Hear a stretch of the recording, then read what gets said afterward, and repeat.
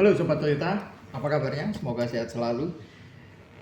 Kita jumpa lagi dan kali ini di kesempatan sekarang kita akan bikin video lagi nih tentang edukasi juga ya. Tapi kali ini hal yang non teknis ya. Jadi tujuan saya bikin video ini itu untuk menjelaskan pada Sobat Toyota sekalian kenapa kok pada saat pemeriksaan mobil Toyota itu selalu ada biaya pemeriksaan atau biaya pengecekan. Jadi di kesempatan kali ini saya ingin menyampaikan satu hal yang mungkin memang jadi pertanyaan untuk sobat Toyota sekalian ya, tentang adanya biaya pengecekan tadi atau biaya pemeriksaan tadi. Baik itu nanti dilakukannya di bengkel di Auto 2000-nya atau pakai layanan Toyota Home Service atau ngeceknya di rumah.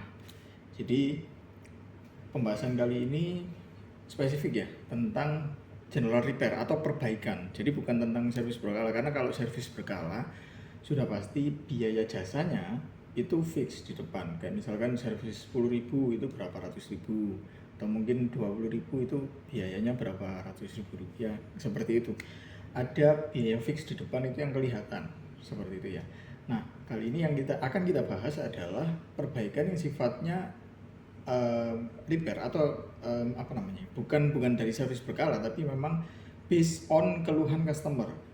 Jadi berdasarkan keluhan customer kita analisanya seperti itu. Jadi kita lihatnya itu keluhannya customer ngeluhnya apa. Oh, nanti perlu dilakukan pengecekan A, B, C, D, E. Kemudian nanti ketemu problemnya di mana, ketemu akar masalahnya di mana, dan saran perbaikannya apa. Seperti itu. Jadi yang ingin saya bahas di sini adalah tentang pekerjaan repairnya tadi, yang non SB atau non servis berkala tadi, yang dia itu berdasarkan keluhan pelanggan. Jadi suatu contoh gitu ya. Misal ada mobil mogok nih. Mobil mogok kan tidak mungkin bisa dibawa ke bengkel kan, kecuali diderek kan. Kemudian customer telepon nih kan ke kita. Pak, bisa tolong dikirimkan teknisi ke rumah misalnya. Kenapa? Ya karena mobil saya mogok nih, nggak bisa dipakai jalan. Otomatis kan kita dari pihak dealer kita harus menyiapkan nih apa aja yang kira-kira nanti mogok ini bagaimana aja. Seperti kita tahu ya kan, di video saya sebelumnya yang 3 jenis mobil mogok itu di situ kan ada beberapa tipe mobil mogok yang bisa nggak bisa di starter, kemudian nggak bisa hidupin mesinnya, startnya bisa tapi mesinnya nggak mau hidup. Yang ketiga, mobil itu bisa di starter, bisa hidup tapi nggak mau jalan. Jadi ada 3 jenis ya mobil mogoknya, dan otomatis akar masalahnya juga berbeda-beda, bisa dilihat di video itu. Jadi dari situ saja kita bisa tahu ini harus dispesifikkan dulu masuk ke kategori mana. Nah, fungsi teknisi di sini adalah untuk mengetahui jenisnya yang seperti apa dan kira-kira part mana sih yang bermasalah, mana sih yang butuh di repair atau mungkin yang butuh diganti. Nah, seperti itu. Oke, ambil contoh yang tadi mobil mogok. Ternyata setelah dilakukan pengecekan di area ini ternyata nggak bisa start ya. Kemudian pengecekannya di area aki, dinamo starter dan juga alternatornya. Ternyata di dinamo starter sama alternator oke, nggak ada masalah nih. Tinggal akinya aja yang memang ternyata ngedrop.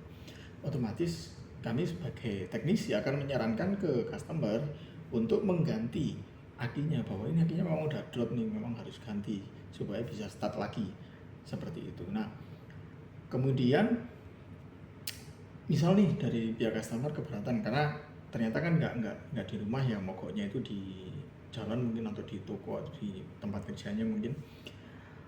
Dari situ, wah mas ini bisa dijamper aja nggak, nanti biar bisa pulang aja ke rumah. Oke, kita bisa bantu seperti itu. Jadi nggak jadi diganti misalkan akinya, cuman butuh dijamper aja, yang penting nyala, bisa dibawa pulang ke rumah. Ya kita nggak tahu ya, mungkin di luar punya langganan toko aki sendiri mungkin customernya, atau mungkin memang dia punya usaha jualan spare part, jualan aki, sehingga nggak perlu beli di luar, beli dari usahanya sendiri kan, bisa aja seperti itu, kita nggak tahu. Nah, kalau yang dijampernya tadi kita bisa bantu seperti itu dan juga oke, selesai pulang ke rumah. Tapi yang perlu digarisbawahi di sini adalah problem sudah ditemukan, akar masalah sudah ditemukan, dan muncul advice, muncul saran untuk dilakukan penggantian itu. Kalau ternyata ada customer ada keberatan untuk mengganti itu, ya kita kembalikan lagi ke customer karena itu haknya sepenuhnya milik customer mau diganti atau enggak. Yang penting kita kasih saran atau advice yang sesuai dengan problem yang ditemukan tadi, seperti itu. Lalu kalau misalkan nggak jadi nih, berarti kan nggak selesai ya problemnya, atau mobil tetap mogok sebenarnya kan, cuma tadi dijamper aja sehingga bisa nyala. Nah, tetap kita akan ada biaya yang namanya biaya pemeriksaan atau biaya pengecekan, karena kita tadi melakukan proses yang namanya yaitu tadi kan mengecek problemnya apa, terus kemudian root cause-nya atau akar masalahnya di mana, sehingga ketahuan oh ternyata cuma akinya aja nih yang soak, akinya aja nih yang ngedrop, yang perlu diganti itu aja, sehingga itu harus dilakukan penggantian supaya mobil bisa kembali normal. Tapi karena customer keberatan tidak jadi diganti, mobil tetap dalam kondisi yang tidak bisa di start misalnya seperti itu, ya tetap ada biaya pemeriksaannya karena kita juga sudah mengeluarkan skill dan knowledge untuk itu. Jadi seperti itu. Sebagai contoh kita ambil permisalan ya, kayak di dokter lah, terutama dokter spesialis lah ya, spesialis THT. Kita coba ke dokter spesialis THT dengan keluhan batuk yang lama, mungkin batuk ini udah lama nggak sembuh-sembuh nih gitu. Akhirnya kita buatlah janjian dengan dokter spesialis tadi. Sebelumnya kan telepon, ada jadwal ternyata kapan nih? Oh ternyata hari H dan jamnya sekian. Kita buat appointment dulu untuk melakukan nanti konsultasi. Sebelum konsultasi pasti kita akan ada biaya konsultasinya kan, untuk bayar apa ya, waktu kita untuk bisa ketemu sama dokter itu dan konsultasi. Kira-kira penyakit saya ini apa sih? Kok bisa batuk lama nggak sembuh-sembuh? Itu kan bayar dulu nih, ada biaya di awal. Kemudian kita konsultasi dengan dokternya, ketemu dengan dokternya, dan kita sampaikan semua keluhan kita. Dok, ini saya udah lama nih batuk, ternyata nggak sembuh-sembuh ya. Kenapa ya kira-kira saya ini ya? Kok lama nggak bisa sembuh? Seminggu 2 minggu belum sembuh, sebulan 2 bulan, sampai sekarang masih ada aja batuknya. Rasanya itu kayak gatal gitu di tenggorokan. Akhirnya si dokter cuman bisa dia dibuka aja mulutnya, cuman mungkin pakai alat senter gitu ya, dilihat, oh ternyata ditemukan amandelnya besar nih pak, jadi makanya bikin gatal di tenggorokan dan rasa ingin batuk seperti itu. Otomatis kita kan juga tanya kan, lalu gimana dok cara nyembuhinya kan gitu. Si dokter akan bilang, oh ini kalau sudah besar ini maka perlu dilakukan tindakan operasi untuk membersihkan amandelnya tadi atau mengambil amandelnya tadi supaya tidak mengganggu tenggorokan, supaya tidak bikin batuk lagi. Nah, keputusan untuk operasi atau tidaknya kan kembali lagi ke kita, mau dioperasi atau enggak.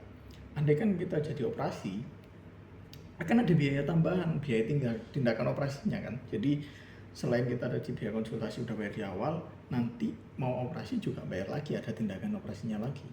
Atau kalaupun kita nggak jadi operasi, mungkin di tempat lain mau yang lebih murah atau dan sebagainya, kita tetap ada biaya konsultasi di sini.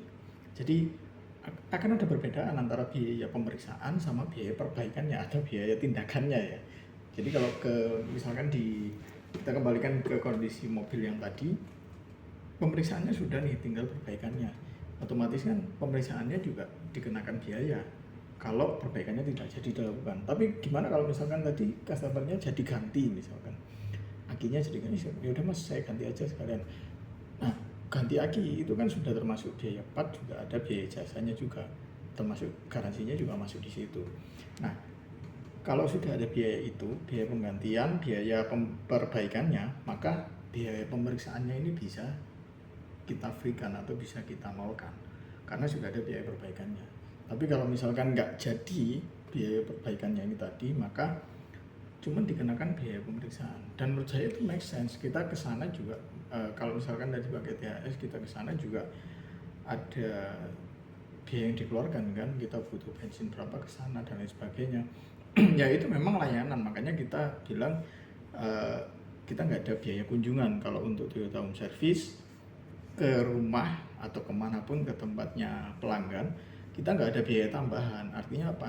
biaya pemeriksaan yang saya bilang tadi itu sama antara di bengkel sama pakai THS, itu besarannya sama, nggak ada biaya tambahan lagi. Jadi yang dimaksud free biaya kunjungan di sini adalah kita kesananya itu nggak dikenakan cas kepada pelanggan. Tapi kalau misalnya kita pemeriksaannya yang dimana itu juga mengeluarkan skill, mengeluarkan knowledge yang kita punya, kita kan di sini juga ada trainingnya, bukan kita ke sana itu cuma ngeraba-raba, oh kira-kira ininya, kan nggak juga seperti itu. Tapi ada SOP yang kita jalankan sehingga kita tahu, oh ternyata problemnya di sekitar sini, oh yang perlu diperbaiki ini, yang perlu diganti ini, dan lain sebagainya. Sehingga kita bisa ngasih advice ke pelanggan bahwa oh ternyata ininya loh yang perlu diganti Pak, Bu.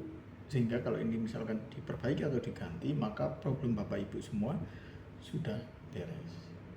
Gitu Sob ya. Jadi sudah paham ya tentang bagaimana, maksudnya gini, mengapa kok ada biaya perawatan sih, maksudnya bukan perawatan ya, tapi pemeriksaan atau pengecekan itu tadi.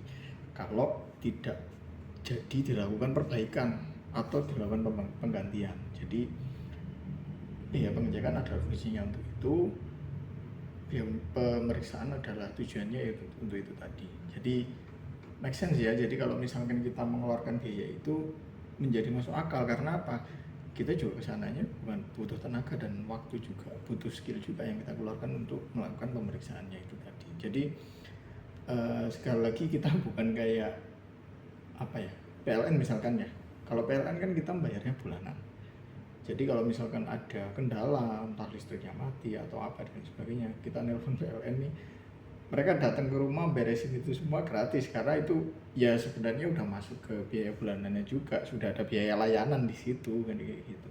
Tapi kalau untuk mobil di sini kan customer beli mobil Toyota ya, beli mobil, mungkin nanti kan ada keraguan, nanti kalau misalkan ada apa-apa dengan mobilnya gimana ya, saya kan nggak ngerti mobil, saya kan nggak tahu teknik dan lain sebagainya. Maka dealer di sini atau mereknya Toyotanya di sini akan menyediakan, kita akan sediakan SDM yang profesional, SDM yang punya knowledge dan skill yang bisa menyelesaikan itu.